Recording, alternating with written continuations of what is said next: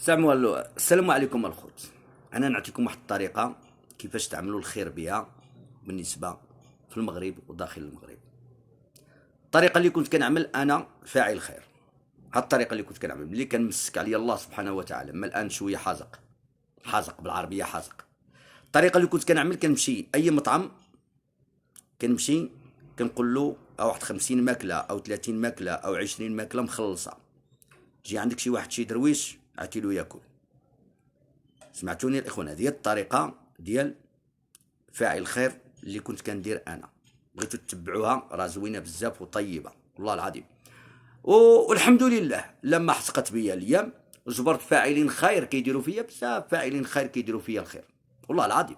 لما حسقت بيا الايام والله العظيم الا جاب لي والله عده بيبان ديال الخير والحمد لله. ودابا حاليا عاوتاني راه بديت عاود كنترفع شويه الحمد لله